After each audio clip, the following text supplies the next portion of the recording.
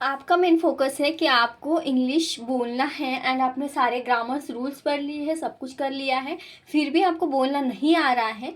तो एक ही दिक्कत हो सकती है, आपने अच्छे से प्रैक्टिस नहीं की होंगी। मैं आपको बताऊंगी प्रैक्टिस कैसे करना है, लास्ट में हम देखेंगे। मैं आपको कुछ टिप्स और ट्रिक्स बताने वाली हूँ, क्या चीज़ें आपको करना है जिससे आप बोल पाओ। देखो, आपने हाफ काम अभी कर दिया है, जैसे कि आपने सारे ग्रामर्स रूल सीख लिया होगा, सब कुछ अच्छे से सीख लिया होगा और थोड़ा बहुत आपको समझ में आता है, बट बोलना नहीं आता है। तो आपको प्रैक्टिस की बहुत ज़रूरत है, तभी आपको बोलना आएगा। तो एक दिन का काम नहीं है, आपको डेली कंसिस्टेंट रखना पड़ेगा। मैं बताऊंगी लास्ट में क्या क्या चीज़ें आपको करनी पड़ेंगी। तो सबसे पहले आज हम सीखने वाले हैं पास्ट कंटिन्यूस टेंस, और पास्ट कंटिन्यूस टेंस को मैं आपको कुछ प्रैक्टिस भी कराऊंगी, जिससे आप अच्छे से भी सीख पाओ और बोल भी पाओ। तो स्टार्ट करते हैं। तो सबसे पहले आप क्या करो, कोई भी ग्रामर आप सीख रहे हो ना, जब तक आप उसे अच्छे से बोल नहीं लेते हो, तब तक आपको दूसरी ग्रामर पे नहीं जाना है। अगर आपका मेन फोकस है आपको इंग्लिश बोलना है, तो समझना है यहाँ पे past continuous tense, continuous tense. और इतनी सारे सेंटेंस बनाने हैं, आपको बहुत सारे सेंटेंस बनाने हैं और डेली प्रैक्टिस करनी है। अब पास्ट कंटिन्यूस टेंस क्या होता है पहले ये समझ लो। और हमेशा आपको सिंपल ग्रामर के रूल से ही जाना है, यानी कि पास्ट कंटिन्यूस टेंस बहुत सिंपल है, आप वो सीख सकते हो, जो सिंपल सिंपल होते हैं वही आपको करना है। अब इसकी पहचान देखो, पहचान जब भी आपको कोई सेंटेंस को पहचानना हो तो पहले ग्रामर्स के तरीके से जाओ, ताकि आप दोनों वे से समझ पाओ। जैसे पास्ट कंटिन्यूस टेंस को पहचान है, रहा था, रही थी, रहे थे। यानी कि सेंटेंस में आपको रहा था, रही थी दिखाई दे, तो पास्ट कंटिन्यूस टेंस के रूल्स आप यूज कर सकते हो। तो इसका स्ट्रक्चर क्या है, रूल्स क्या है, subject was were plus verb भी फर्स्ट फॉर्म के साथ आईएनजी लगता है। अब ये अफर्मेटिव हो गया, अफर्मेटिव यानी नॉर्मल वाले। नेगेटिव भी आता है, जो नेगेटिव आपको थर्ड नंबर पे नॉट लगाना है, जैसे वाज वार प्लस नॉट, ये वन, ये टू, ये वन, ये टू और ये थ्री। देखो थर्ड नंबर पे नॉट आ रहा है। कोई भी सेंटेंस, कोई भी टेंस का सेंटेंस बनाए ना, तो थर्ड नंबर पे नॉट लगाना है, फिर प्लस, फिर वर्ब की फर्स्ट फॉर्म आईएनजी। तो ये नॉट वाले यानी कि नहीं वाले सेंटेंस ये बनेंगे। और क्या वाले में क्या होता है, वाज वर फर्स्ट में लग जाता है, फिर सब्जेक्ट आता है और फिर आईएनजी आता है। तो ये पास्ट कंटिन्यूस टेंस पहले समझ लो, यानी कि पास्ट में कंटिन्यूस होने वाली चीज़ें बात कर रहे हैं हम, तब ये यूज़ होता है, ये स्ट्रक्चर। और ये आपको पहचान है इसकी, इसको पहचानना है। इंग्लिश में पहचानना तो वाज वर प्लस आईएनजी से पहचानेंगे, हिंदी में रहा था, रही थी से पहचानेंगे। अब मैंने आपको बता दिया है, अब हम प्रैक्टिस करते हैं। सबसे पहले ये समझ लो कि वाज वर लगता कब है। तो आपको ये देखो 2 से 3 4 ये रूल्स है, वो अच्छे से याद कर लेना है और फिर जम के आपको प्रैक्टिस करनी है। जब तक आपको ये आता नहीं है, जब तक आप अच्छे से नहीं बोल लेते हो, तब तक प्रैक्टिस करती रहनी है। अब एक बार आप परफेक्ट बन जाए तो तभी नेक्स्ट टॉपिक पे, नेक्स्ट ग्रामर पे आपको जाना है। ये बात हमेशा याद रखना है। अगर आपका बोलने का आपने तय किया है कि मुझे इंग्लिश बोलनी है, तो आपको ऐसा ही करना पड़ेगा। अब समझते हैं सब्जेक्ट क्या होता है। सब्जेक्ट वो होते हैं guys, I we you they he she it name, 9 प्रकार के जो होते हैं सारे सब्जेक्ट होते हैं। अब जो वाज कब लगाना है, वाज हम लगाएंगे सिंगुलर सब्जेक्ट के साथ, यानी कि ही, शी, इट, नेम और आई के साथ क्या लगेगा, वाज। और वर कब लगेगा, यू, वी, दे और नेम। अगर मैं और मेरी फ्रेंड 2 है तो एक से ज़्यादा नेम के लिए 2 लगेंगे। वैसे सेंटेंस हम बना रहे हैं तो वर लगाएंगे, एक है तो वाज लगाएंगे। सिंगुलर यानी इसलिए हम इसे सिंगुलर बोलते हैं, एक चीज़ के लिए सिंगुलर यानी एक वचन हम इसे बोलेंगे। और ये जो होते हैं प्लूरल के लिए लगाते हैं, ये जो होता है वर, उसको हम बोलते हैं प्लूरल यानी बहुवचन, एक से ज़्यादा बहुवचन। तो इतना ही आपको समझना है, बाकी आपको कुछ करना नहीं है दूसरा, इतना आपको अच्छे से लर्न कर लेना है। और ये 5 से 4 रूल्स, ओके। अब क्या करना है, प्रैक्टिस करनी है। जैसे आपको इंट्रोगेटिव बनाना है। इंट्रोगेटिव क्या होता है, क्वेश्चन वाले, और नहीं वाले बनाना है यानी कि नेगेटिव वाले। और फिर ऐसे करके आपको सारे सेंटेंस बनाते रहने हैं जब तक ये अच्छा तक आप बोल नहीं पाते हो। अभी हम क्या करेंगे, इसका पार्ट 1 तो ये हो जाएगा, पार्ट 2 लाएंगे, ऐसे 15 वीडियो लाएंगे, ताकि आप लोग अगर वो रेगुलर वीडियो देखेंगे तो हो सकता है आपकी इसमें अच्छी पकड़ हो जाए, फिर आप इजीली बोल पाओ। अब करेंगे हम इसकी प्रैक्टिस। मैं इंग्लिश पढ़ रही थी। अब आपको भी क्या करना है गाइस, बस देखना ही नहीं है, कमेंट में आपको इसका इंग्लिश मीनिंग, इसका इंग्लिश का ट्रांसलेशन क्या होगा इसका पटाख से करना है। मैं इंग्लिश पढ़ रही थी यानी लड़की की बात हो रही है। मैं या मैं का मतलब होता, मैं आई लगता है, आई के साथ वर लगता है, वाज लगता है, आई वाज पढ़ रही थी, लर्निंग, लगाएंगे, फिर आईएनजी लगाएंगे, learning English, I was learning English. तो ये इस तरह से बनेगा, आई वाज लर्निंग इंग्लिश। वह खाना बना रही थी, वह खाना बना रही थी, लड़की है तो लगाएंगे शी के साथ वाज लगता है, शी वाज कुकिंग, कुक के साथ ING, cooking food, she was cooking food. वह टीवी देख रहा था, ही वाज, वाच आता है, टीवी को हम देखते हैं तो watching TV, she was watching TV. वे बाहर खेल रहे थे, वे यानी कि दे, फिर आएगा दे के साथ आएगा आर, अलग यानी कि ये बहुवचन है, वे यानी एक से ज़्यादा थे इसीलिए आर आएगा, दे आर, वे बाहर खेल रहे थे।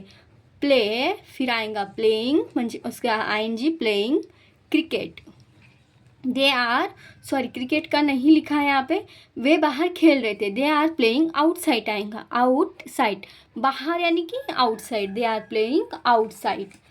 हम ग्रामर सीख रहे थे, अब we were learning grammar, we were learning grammar, हम ग्रामर सीख रहे थे। मैं फ़ोन पर बात कर रही थी, I was talking on the phone, I was talking, okay, phone. वह कपड़े धो रही थी, लड़की की बात है तो शी वॉज वॉशिंग क्लोथ्स, ये एक से ज़्यादा है यानी कि क्लोथ्स, ये ज़्यादा क्लोथ्स होते हैं ना तो ये लगता है। वह ऑफिस में काम कर रहा था, ही वाज वर्किंग आईएनजी आएगा, इन द ऑफिस। अब ऑफिस के अंदर है इसीलिए इन लगाया है, he was working in the office. हम बस का इंतज़ार कर रहे थे, वी वर वेटिंग, हम बस का इंतज़ार कर रहे थे, वी वर वेटिंग बस। वे जोर से हंस रहे थे, दे वर लाफिंग आएगा गाइस, लाफिंग लाउडली की स्पेलिंग ऐसी है, लाउडली यानी कि जोर से हंसना को हम लाउडली बोलते हैं, लाउडली, वो जोर से हंस रहे थे, दे वर लाफिंग लाउडली। तो इस तरह से आपको बनाने हैं सेंटेंस। अब और हम प्रैक्टिस करेंगे। अब देखो ये हो गया अफर्मेटिव के, अब आपको नहीं वाले बोलना है तो आप नहीं वाले भी प्रैक्टिस करो। मैं सो नहीं रही थी, क्या आएगा अब यहाँ पे, जैसे मैं नहीं सो रही थी, मैं सो नहीं रही थी, तो मैंने बताया आपको 3rd नंबर पे नॉट लगाना है। कैसे, आई वाज लगाएंगे अभी यहाँ पे नॉट, देखो फर्स्ट सेकेंड और third. I was not sleeping, मैं नहीं सो रही थी। वह पढ़ाई नहीं कर रही थी, क्या आएगा, शी वाज नॉट पढ़ाई, studying, she was not studying, वो पढ़ाई नहीं कर रही थी। वे बात नहीं कर रहे थे, वे यानी कि दे, आप क्या आएगा, दे के साथ आर, सॉरी वाज, वर आएगा वर, दे वर नॉट प्लेइंग, वर आएगा क्योंकि बहुवचन है। क्या वह खाना बना रही थी। अब देखो क्या वाले सेंटेंस है, मैंने क्या बोला था आपको, क्या वाले यानी क्वेश्चन मार्क वाले आता है तो आपको वाज वर आगे लगा देना है। सेंटेंस में ही है तो ही के साथ वाज आता है तो इसलिए वाज आएगा, वाज ही क्या वह खाना बना रही थी? Was he cooking food? क्या वह खाना बना रही थी? Was he cooking food? देखो गाइस, फर्स्ट टाइम आप बोल रहे हो ना, तो बोलने में आपकी जो टर्न होती है, बोलने में कैसा आपको थोड़ा डिफिकल्ट जाता है ना, जब तक वो स्मूथ नहीं हो जाती, जब तक आप ऐसा फास्टली नहीं बोल पाते हो ना, तब तक आपको समझ जाना है कि आपकी प्रैक्टिस अच्छे से नहीं हुई है। जैसे यहाँ पे मैं बोलूँ, was he cooking food? Was he cooking food? Was he cooking food? जैसे आप ऐसे बोल रहे हो, वाज ही कुकिंग फूड, आपको बनाने में डिफ़िकल्ट जा रहा है, बोलने में डिफ़िकल्ट जा रहा है, तो प्रैक्टिस आपकी बहुत करनी है अभी, ऐसा समझ जाना है बस। क्या तुम इंग्लिश पढ़ रहे थे? क्या तुम इंग्लिश पढ़ रहे थे? तो कैसे आएगा? तुम यानी कि वर फिर तू का यू, वर यू इंग्लिश? क्या तुम इंग्लिश पढ़ रहे थे? वर यू, पढ़ने को क्या बोलते हैं ice? Were you studying? Studying, were you studying? क्या तुम इंग्लिश पढ़ रहे थे? Were you studying English? देखो, अगर आपने बहुत सारी प्रैक्टिस की तो फटाक से आप लिख लेंगे। अगर आपको नहीं समझ में आ रहा है, डिफ़िकल्ट ही जा रहा है, तो प्रैक्टिस की कमी। कैसे हो रहा है देखो, क्या तुम इंग्लिश पढ़ रहे थे? Were you studying English? Were, फिर आप ऐसे सोचेंगे कि तू के साथ प्लूरल है तो वर आएगा, फिर यू तुम है तो यू आएगा, और फिर पढ़ने को स्टडी, फिर आएंगी, फिर इंग्लिश। तो ऐसा अगर इतना आपको डिफ़िकल्ट जा रहा है तो यही उसमें प्रॉब्लम है। क्या वे बाहर खेल रहे थे? ये वाले जो सेंटेंस है ना, बहुत सारे बच्चे के ये वाले प्रैक्टिस में नहीं होते। हम सिंपल वाले ही ज़्यादा करके प्रैक्टिस करते हैं, जो कि होते हैं अफर्मेटिव यानी सिंपल वाले सेंटेंस। इस वजह से ये सेंटेंस में बोलने में भी दिक्कत जाती है। क्या वे बाहर खेल रहे थे?